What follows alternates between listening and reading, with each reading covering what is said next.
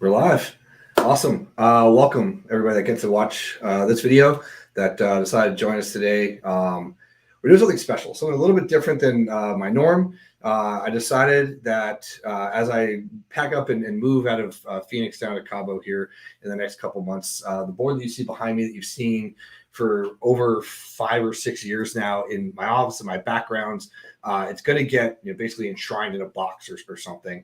But I've never really taken the time to explain, what all the patches and everything mean, or where they came from. And then also for my daughter and my son in the future, I just turned 44 last week.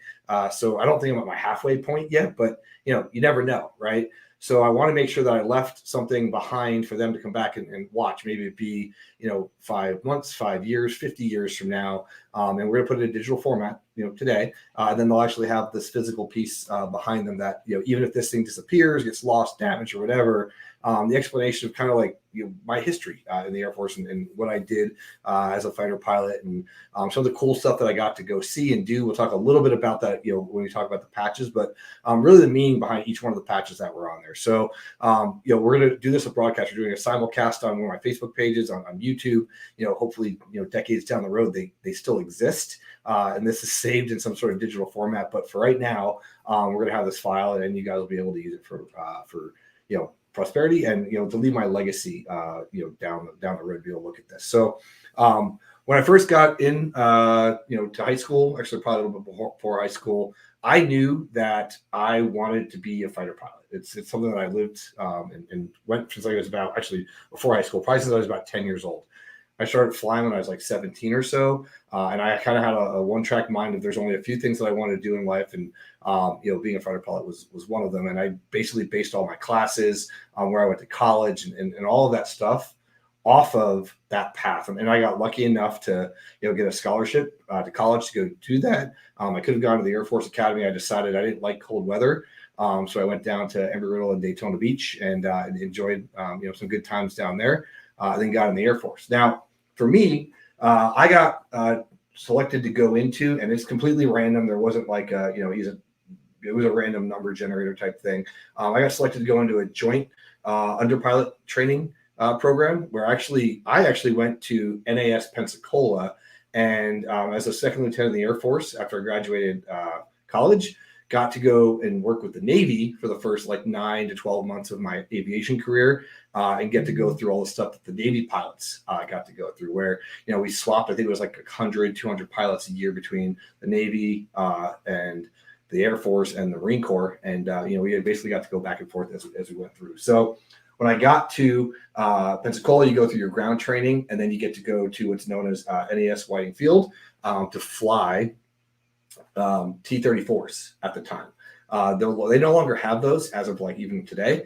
They have, T-6s, I think is what they're called. It's been a little while. For me, it's been about 15 years right now since I've been out of the Air Force. But we actually went in there and that was my first squadron, was VT3 is what they call it. And, I put a picture of the board down below this video on my Facebook page. So you guys can take a look at it. I know we can only zoom in so far, but I want to make sure that, understood as I go through the patches that I've got the pictures and stuff. And obviously Katie and Dawson, you guys will have them forever. American flag, obviously. We had a little fun meter peg right here. I'll show you guys where those all go here in just a minute. And then, I had an Air Force one as well because I was actually in the Air Force. And then you can see there's a little Friday fun one here, and I'll talk about those in a second. So normally what you have is you have your name tag, right? And then you have your squadron or actually not your squadron, your class of like AETC, Air Education Training Command, ACC, Air Combat Command, PACAF. Yeah, your patch of basically what command you were under over your other side. And then on the two shoulders, you'd basically have the American flag and your squadron off to the side. But we also had little pen holders down here. So we had these fun little pen ones that we put on as well. So just starting out, obviously you're completely clueless as a student. So we had the fun meters pegged on there trying to be funny. And then this patch, if you guys can't scroll in to see it or zoom in it says, we know enough to be dangerous with the T-34 here. And it says student 0+ hours because a couple of big milestones, the jet were, you got your 0 hour guy, right? You got your 100 and your 1,000 hour, and then, really rack up the hours from there. I knew guys that had 4 or 5 100,000 hours in the jet, the F-16. But obviously, you want to build up, you start from zero, right? So you got to build that up from scratch. So we always took and made some fun with that. It didn't have any guns on it, but the image did, or the picture here did, and they go from there. From there, I graduated the top of my week for that class, right? Because every week they would do a class. And I was able to select that I wanted to go to the fighter route, which was what my dream was. But that meant that I got to leave the Navy and go back to the Air Force. Now, I was Air Force the whole time, but I stopped training with the Navy to go back to the Air Force from there. Then I went to Enid, Oklahoma, from NAS Pensacola and NAS Whiting Field in Pensacola, Florida, to Enid, Oklahoma, about an hour and a half or so north of Oklahoma City. It's where my daughter was born, actually. And you can see that, I've got the 71st Flying Training Wing. That's the wing patch that would go up on one side here. And then our class patch, which was joint undergraduate pilot training, 0204. So we were essentially the fourth class to graduate in 2002. That's basically when I graduated and I got my wings in 2002. Air Education Training Command down here. And then I was flying with, which you guys can see here, the 25th Flying Training Squadron. And you can see there's a lighter patch, like a gold and blue, and then there's a black patch. So for us, the black patch was like the Friday patch, which was cool because like Monday through Thursday, you wore your normal name tags. And then on Friday, you usually wore just your call sign. And then you would go to like some sort of Friday patch. And you'll see as we go through some of the more patches that I've got some different things from there. Now, I was supposed to graduate in 2002, right? But that doesn't, that's my class graduation date. We were the fourth class in 2002, which means that September 11th of 2001 happened while I was in class flying T-38s, about a month before my daughter was born. So we had 11 September 2001 patches made for us as we did that for our class. So we wore those the entire time after, obviously, that date. For us, from there, a little bit of fun on the Fridays. They were basically when you got track selected, you were either you had three options. You were going to a fighter. They were giving you your jet at that point. You're either going to a bomber or a tanker at that case, or a heavy, or a C-130 or helo. Right, those are different options that you guys have. In addition to that, you can be assigned as a FAPE, a first assignment instructor pilot, where you basically come back as an instructor for a couple years before you got your jet. I was lucky enough to be selected to the F-16. A couple other folks in my class and students in my class were as well.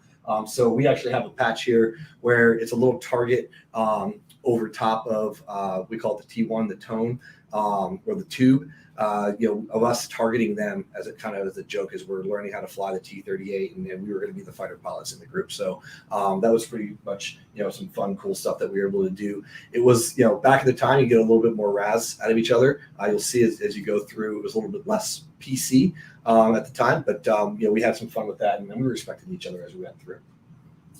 Once I got selected to the F-16, I actually had to go to, it was like a 12-week assignment, and they were trying to figure some things out in the Air Force. So I had to go all the way from Enid, Oklahoma to Valdosta, Georgia, to Moody Air Force Base. And I was part of the 435th Fighter Training Squadron, which was like a more advanced T-38. For us, it was basically like a mini fighter jet, right? You had about 100 hours or 50 hours or so, I don't even remember at this point, in the jet. But they basically taught you some basic fighter maneuvers to get you ready. So when you went to go into an F-16 or an F-15 or an A-10, if you were a fighter guy, to do the basic air combat stuff from there. We had our squadron patch from there. And then that was pretty quick and simple. It was more like a TDY, a temporary duty, but it was for us basically a full-on assignment from there. So I only spent about 3 or 4 months there that I can remember. It was pretty quick. From there, I got to go to essentially one of a few dream squadrons for me. So I got assigned, luckily, to go to Luke Air Force Base, which is like about 45 minutes from where I'm standing right now, and one of the reasons why I'm here in Arizona, to go through my initial pilot training for my platform for the F-16, right? So what was cool about that was I was lucky enough to be selected. Again, it was random based on timing and luck to go fly with the reserve squadron that was there, which was the part of the reserve wing. So our patches that we wore were the 944th Fighter Wing. You'll see that when I talk about, I come back to Luke later. I'm under a different wing altogether, but it was all on the same base. So I got to fly with the 302nd Fighter Squadron. These guys have a history back to the Tuskegee Airmen. We actually had a jet that had a red tail, and these were some of the best, most badass guys that you will ever meet in the world when it comes to flying Vipers and flying F-16s. Guys with 4,000, 5,000, 6,000 hours, some guys that changed the way you even flew and worked with the jet. I had an absolute blast with this as a student. Obviously, through all of this, we're working hard, 12 hours a day, but this kind of like just changed my whole dynamic, and I had a really great time during this period of my life. It was the first time I got to fly an F-16, first time I got to see weapons come off a jet, a gun go off, and all that cool stuff from there. So 302nd, and then they were flying F-16Cs at the time, which we call them Block 30s. Right now, I'm pretty much aware that I know they have Block 30s, 40s, and 50s. I got to fly 30s at the time with this squadron. The different blocks, if you're wondering, are based on the avionics packages, how old the aircraft were, and then you either had a 30 or 32, a 40 or a 42, and I think they only had 52s, but those are the different types of engines that you could have. So a 0 mod, a 30 or 40, had a GE engine, which was really badass. And then a 2 was a Pratt & Whitney engine, which is normally what some of the students had from there. You can Google that if you want to know a little bit more about those. There was an F-16C Plus that they upgraded to with some avionics and some really cool things that were starting to come in, into play that are now commonplace for the students now, with like avionics and heads-up type stuff. And then obviously our tan patches, because those guys had just gotten back from the desert as well. Once you graduate and you know where you're going, if you're either a Block 50 guy or a Block 40 guy, you get your next assignment. I got one of the worst rolls in the group. We rolled the dice to pick on who went. I got to go to what was known as Cannon Air Force Base in Clovis, New Mexico, which if you Google it, you'll see it's kind of in the middle of nowhere up against the Texas border. So I was one of the last ones to pick, one of the few assignments left. Luckily, I got one of the best fighter squadrons in the world to go to. But because we were Block 40s, we had targeting pods, and we were basically primary air-to-ground CAS, close air support type jets. So I had to go first and get trained up on that. So we actually got to go fly for about, I think it's like 2 or 4 weeks at night only, getting used to NVG goggles, the goggles that flip down where the night becomes green. And then also when you flip those down, you can use a targeting pod. And now we're using a pod that's underneath the jet to be able to look and laser guided bombs or JDAMs, the GPS guided weapons that had just kind of really started to take front and center stage because they were GPS guided and really precise. Those started to roll out, so we had to learn how to use those and fly at night all at the same time. From there, I went to Clovis, New Mexico, Cannon Air Force Base, 27th Fighter Wing. That's one of the patches that comes from that. Was the upgraded patch. I'll tell you why in a minute. Everybody looks into every little thing, in the military, like is why that was important and changed. We actually had to change. I'll show you here just a little bit why we had to change this. But that's their upgraded patch that we had for the actual individual wing. Once I was NQT, mission qualified training, I became a Viper pilot for real. I had about 50 or 60 hours of the jet. Now I'm actually qualified as one to fly it. So now we got our F-16 Fighting Falcon patch, which we know them as Vipers. I still refer to it as a Viper to this day, but commonly known as a Fighting Falcon if you Google it as you go out there. During that time was basically when Operation Iraqi Freedom started. So we have patches from that period of time for us. Our squadron was actually over there when it started. So you've got Hounds of Heaven, Dogs of War. We're at Baghdad Air Base, taking off, dropping weapons from there. So you can see that we've got patches commemorating that for that time period for us. And then the LPA, right? I was part of the Lieutenant Protection Agency, which is basically you've got your punks, your cocks, and your fossils is kind of the ranking system inside of a fighter community. Again, it's been 15 years for me. I'd be a fossil for sure by now. But basically, it's like inside of the frat of the actual squadron that you've got the small, the new guys that all look out for each other, right? And a band of small new guys can overpower like one captain that was talking shit to them or doing bad jobs. So we had the ability to do that. So we also ran the snacks, the bar, all that kind of stuff. So we had a little bit of power as a group, but really not really. So you let people know, hey, look, I'm part of the LPA. I'm kind of protected from there. This patch right here is our last of the breed.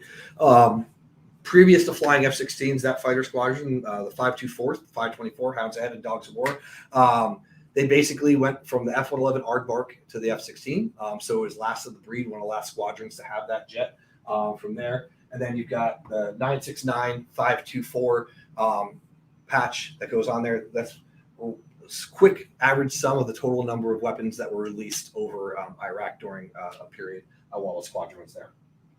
You've got the Hounds Assassins patch. They had the cards of the individuals that were on those cards, and then there was one that potentially wound up actually not being targeted, but you can see that we had a patch for that. It's like, hey, when it's going to be you going after. So some fun things that you can do with the Friday patches and stuff to kind of simulate who you are and where you were at the time. Back in like 2003 was pretty common, and then obviously that was part of Air Combat Command. If you know anything about the military and where certain things are in the Air Force. I was out of the U.S., so I was Air Combat Command. There's another Friday patch that says Hounds of Heavens or Hounds Baby Hounds. And that one is a little bit of older patch from that setup. And then you got my typical everyday 524th Fighter Squadron patch for the Hounds of Heaven. From that, got a couple I can talk about or I can't talk about here. For my daughter, I'll explain these to her, but I don't want these recorded and out on the web.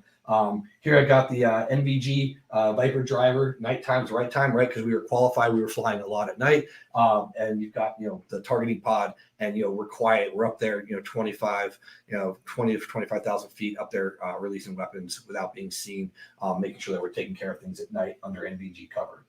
This patch right here, I'll discuss with my daughter. It says YGBFFM. I won't say what that means, but when things go wrong, you can talk about that.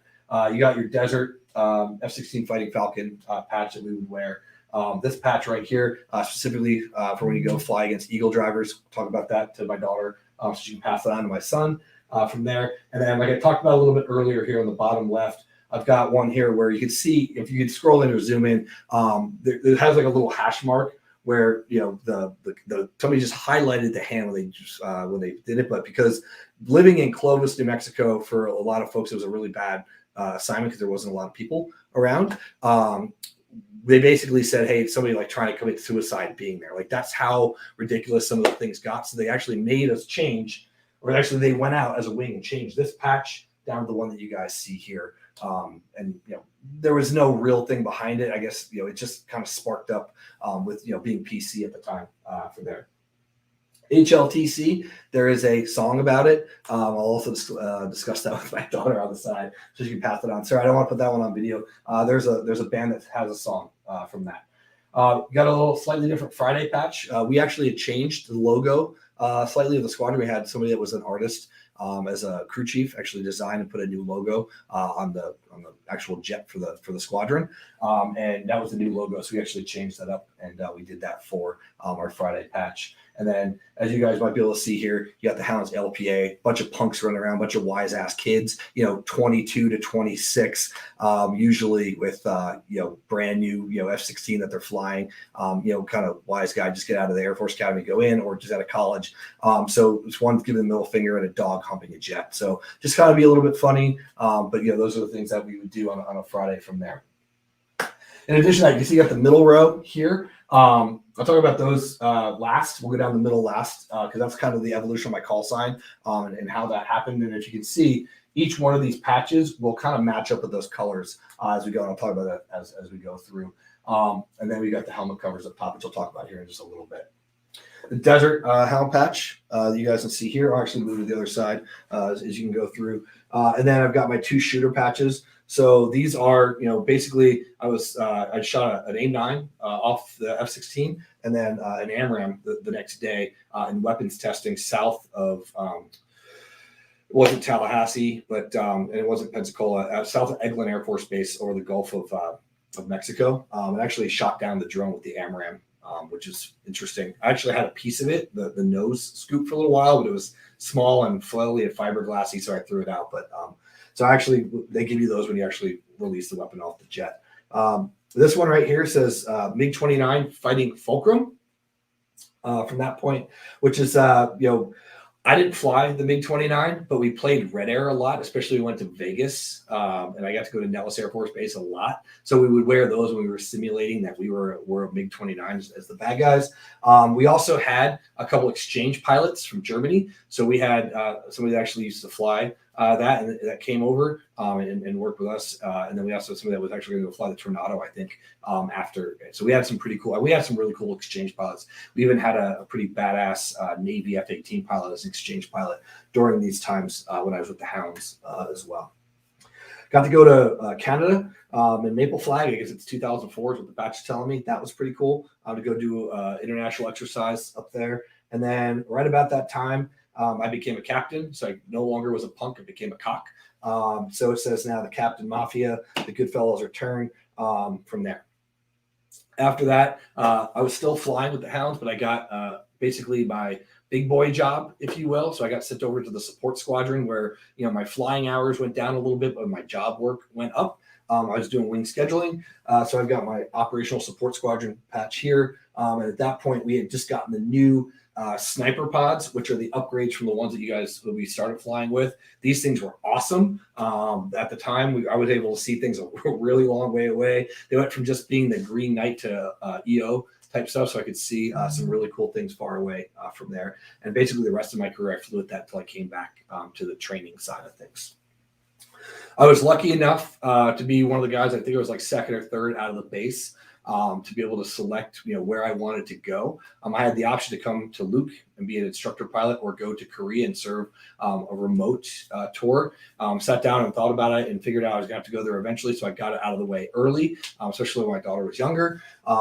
So I actually was selected to go to Kunsan Air Base in South Korea on a 1-year remote, November of 05 to November of 06 assignment. And when I did there, I got to join the Pantons, which were the 35th Fighter Squadron, another really amazing, great fighter squadron, legendary squadron from there. They used to be known as the Black Panthers. Obviously, you can see that by the tag here. Well, they actually had to change their name. It was the 60s or 70s because of the actual Black Panthers, and they became known as the Pantons from there. So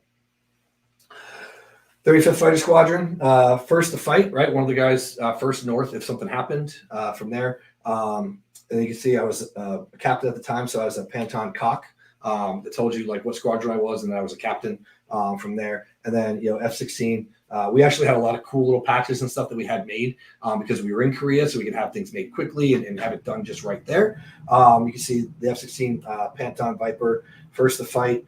This little patch right down here, I know you can't see it, says anabolic flight. I was in A flight, so instead of alpha flight, the guy that actually ran my flight commander was jacked. Obviously not on steroids because we drug test, but he was a big dude, so we used to joke it was anabolic flight from there. And you can see the little eyes; those are panther eyes, right? We did that a lot. You can see that also up here on this helmet cover, which we'll talk about here in a little bit. The little hang loose guy, the American hang loose, that was our thing, right? So we did the hang loose. I still take pictures. We're like, all right, everybody, take a picture. I'm like, because I'm so used to it. Like we used to do as we went by from there. And then I was actually part of PACAF, as you guys see here. But our Friday patch, we blended in and said Panton Air Forces. So we were able to kind of get away with some fun stuff as we were going from there with that. So this is our wing patch, Attack and Conquer. So we were the Wolf Pack, which was awesome. That was a great time in my life, but also very trying and hard because I was basically 18 hours away from anybody else that I knew in my family. And then we had our little skinny kitty patches here, which is the old school Panther patches. So a little bit of homage to the older jets, the guys that were there before us, flying F4s and things like that. Our PACAF patch right here that we wear. This one will go on my leather jacket. This one went on my flight suit right here. And then during that time, I actually got to spend, it was supposed to be 3 weeks, wound up being 4 weeks, 28 to 30 days in Singapore. And we did Commando Sling. I want to say that was like somewhere in the spring, April, May-ish of 2006. That was a really cool time. It opened up my eyes to a lot of cultures. We didn't get to go to Malaysia. We weren't allowed to go up there, but we basically did a lot of cool stuff in Singapore. And I really fell in love with that country and really loved being there and plan to go back again eventually from there. From that point, right around that time, I actually got my next assignment. And now at this point, I'm like, am I going to be in the jet? Am I not going to stay in the jet? What's going to happen with my career, my life? Luckily for me, again, I finished in the top 2 or 3 of the overall wing for the assignment process for everybody cycling out. I got selected to come back to Luke as an instructor pilot. I started becoming an instructor pilot with my first fighter squadron back with the Hounds. That kind of gave me a leg up when I became a Panton because I was already in the IPUG program, the instructor pilot upgrade program.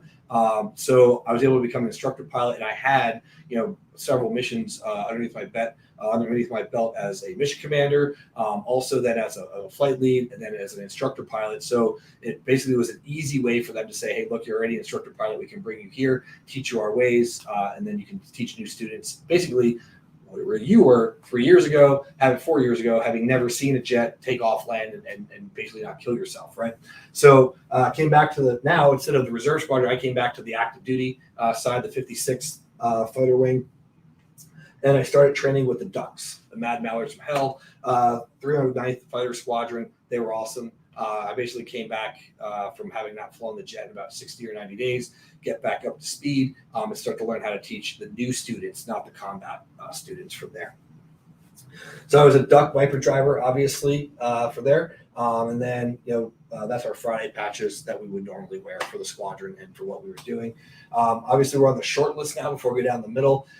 When you go through the instructor program here, this is the squadron that you wind up getting selected to that's going to teach you and train you, but that's not necessarily the squadron that you wind up with. So what we did was I actually got selected to then go to the Spikes, 356 and counting, the 62nd Fighter Squadron, and that's actually where I started having the back problems and the back injury issue, which eventually led to my retirement. I was spent a couple months here with the squadron. You can see the normal patch and then the Friday patch. Obviously, we're under an Air Education Training Command, not a combat command. So a little bit more strict. As you can see, all the fun patches happen, and then we come back to being very by the book, very detailed as we set things up. You see there's not a lot of room for me to have all the fun stuff because we didn't project that to the students. It was very much down, straight, and narrow on that path. During this time is when I started having the back problems. July 27th of 2007 was the last time I ever actually took off or landed in an F-16. It was actually in the back seat. I was an instructor pilot, and I couldn't get out of the jet safely if it caught on fire and egress properly. So I knew there was a major problem. And I'd been talking to the docs for about 6 weeks or so, and we didn't want to get an MRI up until that point because I thought I could safely, either recover or figure out what it was. Maybe it was a back strain, but then we realized it was more than that, and then had back surgery. I had just become a flight commander here, and unfortunately was now no longer flying. So instead of being able to have students, things like that, I had just gotten that position. We actually swapped out roles with somebody else who had just gone to the operations squadron, which I know you guys can't see that because it's behind the helmet. But I went to the operations squadron from there and basically worked at a desk until I figured out that I was going to medically retire out of the Air Force and then continue on. So right around 2007, 2008 is when all that happened. And then I wound up basically medically retiring. And then now you guys know me as, Herschy, the internet marketer, or, the guy that trains digital agencies and the software creator. For me, it was a great time in my life. I got to do some cool things, got to wear this helmet. This is the actual helmet that I wore basically from the moment that I got to the 302nd Fighter Squadron, the Hellions, from there. Now, obviously, I wasn't here long enough to get any of my my helmet covers from there, and I leave it off on a regular basis. But these prevent scratches, right? It was really cool because you got a basic one. And then when you get your call sign, they basically etch your call sign on here, and it's branded to you. So you always know where yours is. You tuck it in your helmet bag when you go fly. You put it back on when you're done. It keeps your visor really clean. And it also cleans, right? This is the one from the 35th Fighter Squadron. The Panton's pretty self-explanatory. This was actually my last, my Spikes name tag from there. Little Jack Daniels bottle because fighter pilots are real big on Jack Daniels and Jeremiah Weed, which is a cheap whiskey. 309th Wild Ducks. I was there long enough, and obviously they're respecting you at that point. You're an instructor pilot. They give you that when you show up, and they let you keep your call sign. And then obviously my last one, which was me being a part of the spikes.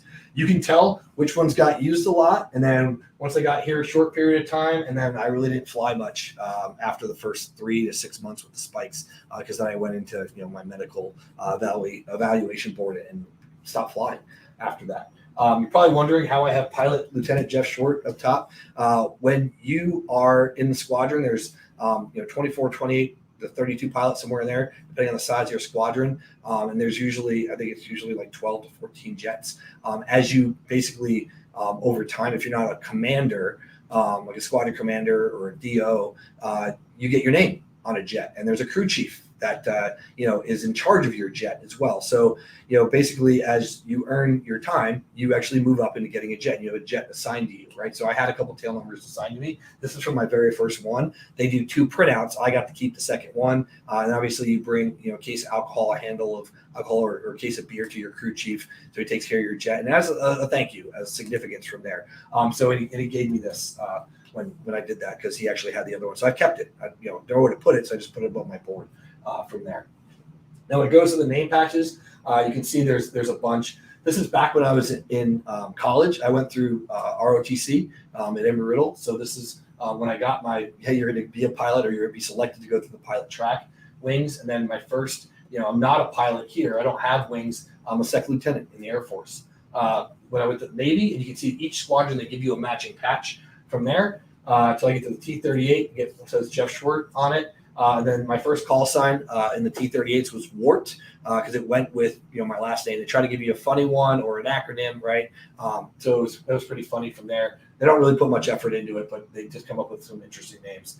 Get my wings. You get your basic black patch, and then when you start flying the night missions, I got our black patch for those squadrons as well. This is for my leather jacket, my first one that I got as a first lieutenant. And then when I went into the 302nd, the Hellions, this is what their badges look like, their patches. So this is when I was a Hellion. So you see Jeff Schwartz here again, and then you see Squirt. That was my call sign at the time for like the 5 or 6 months that I was flying the Hellions. And then when you go to your first fighter squadron, you're either an FNG, in this case, as a Hound, you were a PUP. You were PUP 1, PUP 2, until you earned your call sign, and that means you were mission qualified. And then you and either from 2 to 6 other, or whoever is new to the squadron that hasn't actually officially been given a call sign yet, you essentially go through that process of giving a call sign from there. My normal day-to-day, I was a PUP. I got Herschy as a call sign. I know you're probably all wondering, and a lot of people don't know this, and my daughter knows it too. For me, when I got to my first squadron, it was already deployed. So there was only a couple of people, actually, I remember, who taught me. Mullet was my flight commander, and his wife was having a baby, so he was left behind. Brought me up to speed. And flying the Block 40 F-16s, they had digital flight controls versus analog. So the servo would basically click off, and we were doing some basic air combat, just getting up to speed, going through one of my mission qualification trainings, and the servo light came on, so I had to stop the fight, knock it off, flip the switch, and then go back. Well, again, in the middle of a second fight or another fight down the road, it went off again. I had to knock it off, and then we had to come back, because after the second one, you come back. You don't know what's something wrong with the jet. It might go out of control or whatever. So with that being said, Bullet tells a story that only has to be 10% true, that I'm over in the other cockpit. He's like, what's going on? What do you need help with these? And I reply back with, it's a chocolate mess over here. All the lights are on. I don't know what I'm supposed to be doing. So Hershey Squirt, that's the reason and the name behind my call sign. I know Katie already knows it. She can pass it on to Dawson as we go, or anybody else that's seen it. Now where that comes from. My desert patch from there. And then when I went to the operational squadron, you see Jeff Schwartz. And then you basically keep your call sign until you move to another base. And either they rename you, which is very rare, or you get a really crappy one at your first base and they try to and you have to be renamed. But most likely either after 2 times of being named the same name, or you drop weapons, you then actually get to keep your call sign if you decide that that's what you want to do. No one will argue with you on that point. So maybe a little bribe of a handle of Jack or a handle of vodka, but you should be able to go from there. Got Jeff Schwartz, Hershey here for my call sign from there. And then you can see that when I got to become a captain, I got my new badge that goes on my leather coat, which is tucked away for my family.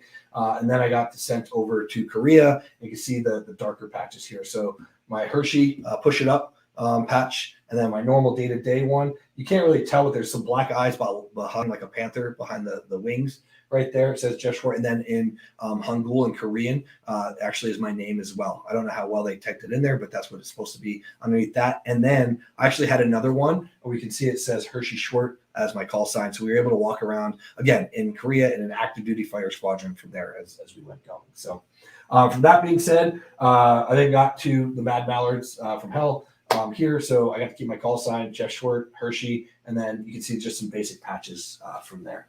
So that's the board, right? That's the overall cool stuff, the stories behind each of those boards and what I was doing. I was trying to make sure that I left something as legacy so that my family and everybody that, wonders, what's on that board behind you, because it's going to go away possibly forever or, for a few years when I move, because I don't plan on shipping this down. Right? I'm going to put this away for a little bit, have it basically put inside of some sort of case.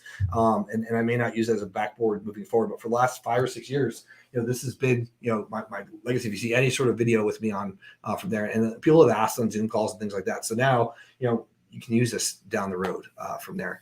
Kobe said, thanks for the background. Thanks for your service. Frank, Navy. So also I got to hang out with some cool Navy guys as well and do some cool stuff. And then, hey, Anthony, I know you're over in Ireland from there. And Jeff said, thanks for the recap. So with that being said, if there are any questions, type them in. But really the goal of this was to get it recorded, get it on camera, and to make sure that this was saved so that down the road, the meaning behind some of these, obviously there's 3 or 4 I couldn't say on here. I'll set that up, but I wanted to make sure that we got this out, recorded it. And then, if you're ever wondering, and people do searches of like, is this guy really a fighter pilot? Or like, they Google your name and this is something that cool will come up and you learn a little bit more about me and my past from there. So with that being said, thanks for watching it. To my family, love you guys. Hopefully you enjoy this when you watch it down the road. But I want to make sure that I was able to just kind of talk about all of these and get it going from there. And somebody just asked, why did you decide to become a pilot? It was innately in me. I even have an F-16 tattooed now on my inner wrist, which my watch goes over. It was what I wanted to do since I was a kid. I wanted to fly jets. I wanted to go high. I wanted to go fast. I thought I was either going to be an attorney, a race car driver, stockbroker, or a fighter pilot. And I got to be one of those from there. So I want to make sure that, you don't really get to talk about these things. I can't go and just kind of turn this on and do it on a webinar or, set this up. So I'm glad and happy that a lot of people appreciate it. And, we'll get it saved and you can look at this. And if you have any questions, ask my support staff or comment on the videos. If I ever see it, I'll reply back from there. But again, this was so that my family had something to look at, down the road, really see where I came from and some of the stories of where I'd been and, where I was going to, where I was at the time when some of these patches were made and the history and the meaning behind them. So with that being said, thanks for being part of this. If you watch in the future, thank you. Then for family and stuff down the road, this was done for you guys to be able to see and a little bit of my legacy and what we're leaving behind. So that being said, take care, and we'll see you guys in another video or down the road.